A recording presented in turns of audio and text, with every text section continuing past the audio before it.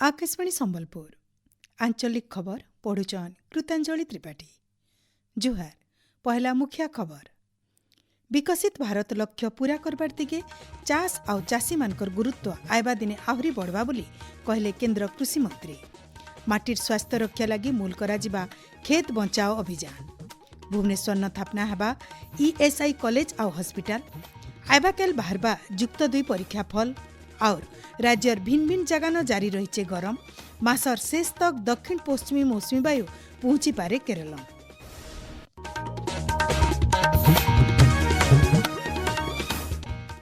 एथर पूरा खबर। देशर अर्थव्यवस्था थी चाष क्षेत्र के अतका बरकस करबार लगी केंद्र सरकार भिन्न भिन्न उन्नयनमूलक योजना कार्यकारी करिछन बोली केंद्र कृषि और कृषक कल्याण मंत्री शिवराज सिंह चौहान कहिछन।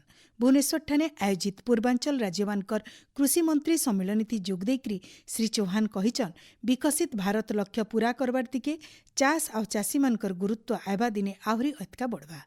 ई बचर ओडिशा धान घिना क्षेत्र ती रेकर्ड करिछि। राज्य 76 लाख मेट्रिक टन नो अतका धान घिना संगे चाषी मानकु पूरा टंका दिया जाइछि बोली केंद्र मंत्री श्री चौहान कहिछन। धान की खरीदी में शायद 76 लाख मीट्रिक टन से ज्यादा किसानों से धान खरीदी है और पसीने की भी पूरी कीमत दी है। नंबर 1 खाद्य सुरक्षा सुनिश्चित करना है। 140 करोड़ भारतवासी अन्न के लिए, फल के लिए, सब्जी के लिए, दूध के लिए दुनिया के किसी देश की तरफ हाथ ना फैलाए, इसलिए हम आत्मनिर्भर बनेंगे। दूसरा, पोषण युक्त आहार उपलब्ध कराना है और इससे भी आगे तीसरा जो लक्ष्य है किसानों की बेहतर आजीविका आय बढ़ाना है, सुनिश्चित करना है, वो सुखी जीवन। पूर्वांचल राज्य मानकर उर्वर माइट अनुकूल जलवायु आउ चाषी मानकर परिश्रमर प्रशंसा करिकरी से कहिछन ई अंचल सबु देश से चाषर विकास मुख्य केन्द्र भावे विकसित हेबार संभावना रही। प्रधानमंत्री नरेंद्र मोदी नेतृत्व थी केन्द्र सरकार चाषी मानकर कमानी बढ़ाबार आउ चाष क्षेत्र सर्वांगीन उन्नति लगी प्रतिबद्ध आन बोली से कहिछन। देशे स्थायी चाष प्रणाली के तहकाबार आउ आदर्श कृषि मॉडल गठन आवश्यकता के सरकार जोर दौचन। अत्यधिक रासायनिक सार व्यवहार लगी माटिर उर्वरता आउ चाष उत्पादन प्रभावित होउछि। चाष जमीर सुरक्षा सहित संतुलित चाष पद्धति अपनाबार लगी सम्मेलन कृषि मंत्री परामर्श देइछन। कृषक पंजीकरण व्यवस्थार गुरुत्व बाबदे श्री चौहान कहिछन इथिर जरिए चाषी मानकर जमीन परिवार और फसल बाबद सबु तथ्य गुटे प्लाटफर्म थी मिली पारबा। इतार सहित चाषी माने सहजती ऋण आउ सरकारी साहाय्य पाई पारबे। कृषक कल्याण लगी अधिकारी माने दायित्वबोध सहित काम करबार की से आह्वान देइछन। पूर्व भारत न चाषर विकास लगी केंद्र सरकार नुआ रणनीति तैयार करिछन। धान अमल उतरु जमीन आउ खाली नहीं पड़े माटिर स्वास्थ्य रक्षा लगी खेत बचाओ अभियान मूल हेबा। ई अभियान आयबा 1 तारिख नु 15 तारिख तक चलबा बोली केंद्र कृषि मंत्री शिवराज सिंह चौहान घोषणा करिछन। चाषर विकास लगी सरकार खाद्य सुरक्षा, पोषण सुरक्षा, चाषी मानकर कमानी बढ़ाबार, उत्पादन खर्चा कमाबार आउ चाषी मानकु दरबर ठीक दाम देबार बागिर 5टा मुख्य लक्ष्य उपरे काम करुछन। ओडिशा आम आउ मुगफली उत्पादन थी पूर्ति न 1 नंबर हेबार क्षमता रखिचे बोली मंत्री श्री चौहान कहिछन। धान अमल उतरु जमीन के पड़िया नाई रखिकरी दाल चाष करबार के से कहिछन। पीएम आशा योजना थी सरकार 10% एमएसपी थी दाल घिनबे। दाल मिल लगी 25 लाख आउ तेल मिल लगी 10 लाख टंका साहाय्य मिलबा। नकली बिहन आउ कीटनाशक बिकबार के केंद्र सरकार नुआ सीड्स एक्ट आउ पेस्टिसाइड एक्ट आनुचन। नकली दरब बिकले बड़ जरिमाना सहित जेल दंड भी हेबा बोली मंत्री चेतावनी देइछन। भुवनेश्वर न ओडिशा, बिहार, छत्तीसगढ़, पश्चिमबंग आउ झारखंड कृषि मंत्री और वरिष्ठ अधिकारी मानकर संगे गुटे उच्चस्तरीय बैठक उतरु से ई सूचना देइछन। बैठक ती ओडिशार मुख्यमंत्री मोहन चरण माझी भी उपस्थित थिले। भुवनेश्वर अंधारुआ ठाणे ईएसआई मेडिकल कॉलेज और हॉस्पिटल स्थापना लगी गलाकाल राज्य सरकार श्रम और कर्मचारी राज्य बीमा विभाग और केंद्र सरकार ईएसआईसी भितरे बुझामणा पत्र स्वाक्षरित होइछे। अंधारुआ न स्थायी भित्तिभूमि तैयार हेबार तक मेडिकल कॉलेज काम तुर्ती मूल करबार लगी चंद्रशेखरपुर नथिबा ईएसआई हॉस्पिटल के व्यवहार करा जिबा। श्रम विभाग तरफु हॉस्पिटल के आनुष्ठानिक भावे ईएसआईसी के हस्तांतर करा जाइछे। ई नुआ मेडिकल कॉलेज स्थापना हेले राज्यर श्रमिक और बीमाभुक्त कर्मचारी माने आयबा दिने अत्याधुनिक चिकित्सा सेवा पाई पारबे। भुवनेश्वर खारवेल भवन सम्मिलनी कक्ष न हेतबार चुक्ति स्वाक्षर कार्यक्रम थी श्रम और कर्मचारी राज्य बीमा विभाग अतिरिक्त मुख्य शासन सचिव चित्रा आरुमुगम उपस्थित थिले। प्रधानमंत्री नरेंद्र मोदी आयबा 31 तारिख रविवार दिन सकाल 11 बजे आकाशवाणी मन की बात कार्यक्रम जरिए देश और दुनिया सारा लुक्कर संगे विचार विनिमय करबे। इटा तांकर 134 नंबर मन की बात कार्यक्रम हेबा। इथिर लगी प्रधानमंत्री साधारण लुक्कर मतामत मागिछन। लुके नमो आप आर माई गव पोर्टाल थी सेमानकर मतामत देई पारबे। इतार छड़ा 1800117800 डायल करिकरी निजे निजर मतामत रेकर्ड करि पारबे। 1922 नंबर के मिस्ड कॉल देकरी SMS जरिए आयबा 29 तारिख तक निजर मतामत देई पारबे। आपण माने खबर सुनुचन आकाशवाणी संबलपुर केन्द्रनु।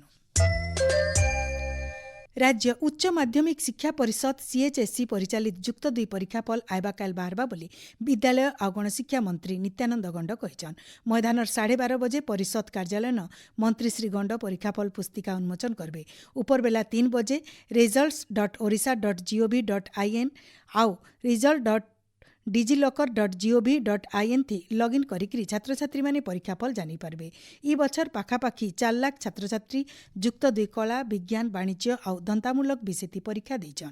सियाड़े मैट्रिक सप्लीमेंटरी परीक्षा लगी फॉर्म फिलअप प्रक्रिया ई मासर 25 तारिख तक बढ़ा जाइए।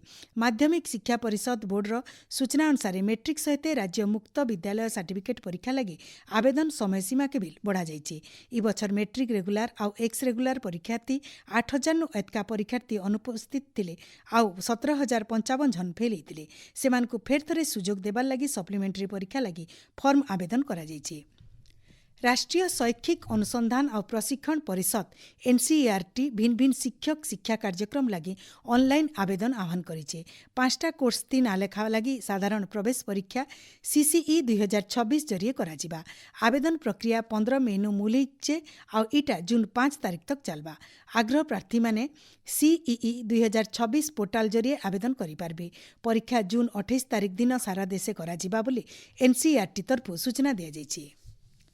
राज्य क्राइम ब्रांच महिला और शिशु अपराध निराकरण शाखा CAW एंड CW तरफु निखोज छुआ मन को खोजबार लगी आयबा गुरुवार 30 तारिख तक ऑपरेशन अन्वेषण मुलेबा।